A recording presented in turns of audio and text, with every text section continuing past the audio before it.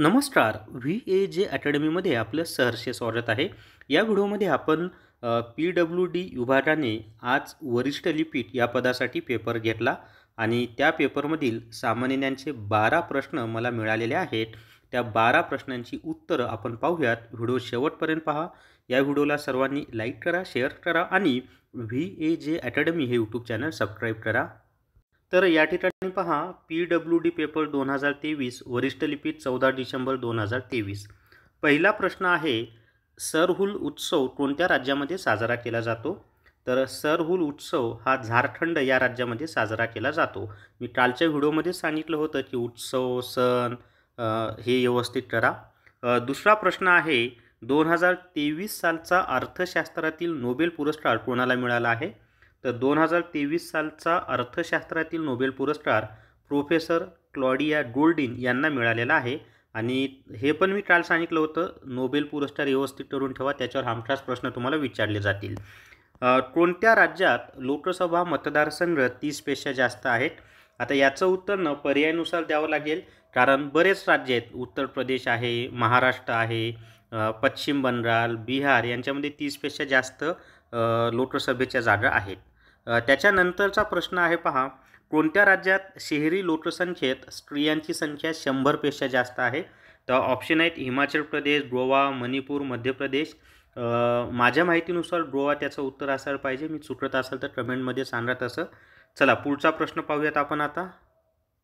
जर तुम्हाला जिल्हा न्यायालय भरती ई बुक विकत घ्यायचा असेल तर प्ले स्टोअरवरून VAJ अकॅडमी हे ॲप डाउनलोड करा आणि जिल्हा न्यायालय भरती ई बुक विकत घ्या. याच्यामध्ये 23 PYQ सुद्धा दिलेले आहेत आणि सर्व सिलेबसनुसार हे ई बुक तयार केलेलं आहे. पाचवा प्रश्न आहे, मोढेरा सूर्यमंदिर कोणत्या राज्यात आहे? तर मोढेरा सूर्यमंदिर गुजरात या राज्यामध्ये आहे. आता सूर्यमंदिर आपल्याकडे कोणार्क सूर्यमंदिर खूप प्रसिद्ध आहे. तर कोणार्क हे जे सूर्यमंदिर आहे ते ओरिसा या राज्यामध्ये आहे आणि मोढेरा हे जे सूर्यमंदिर आहे हे गुजरात या राज्यामध्ये आहे. त्याच्यानंतर पहा, स्फटिकजन्य खडक कोणत्या प्रकारचा खडक आहे? तर स्फटिकजन्य खडक हा रूपांतरित प्रकारचा खडक आहे. त्याच्यानंतर क्रॉनिकल ऑफ अ कॉर्प्स बिअरर हे पुस्तक कोणी लिहिले आहे? तर क्रॉनिकल ऑफ अ कॉर्प्स बिअरर हे पुस्तक सायरस मिस्री यांनी लिहिलेलं आहे. शिखो और कमाओ योजना कोणत्या मंत्रालयाअंतर्गत येते? तर शिखो और कमाओ योजना कौशल्य विकास मंत्रालयाअंतर्गत येते. मध्य प्रदेशमध्ये मुख्यमंत्री शिखो और कमाओ योजनासुद्धा लागू करण्यात आलेली आहे. सिंधू नदीची उपनदी कोणती आहे? आता मी भारतातील सांगितल्यात फक्त.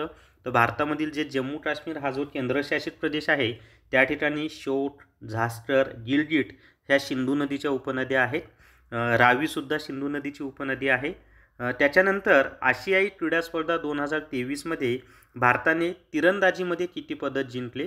आता आशियाई क्रीडा स्पर्धा 2023मध्ये भारताने तिरंदाजीमध्ये 5 सुवर्णपदक जिंकले, 2 रौप्य पदक, 2 कांस्य पदक, म्हणजे असे एकूण 9 पदक जिंकलेले आहेत.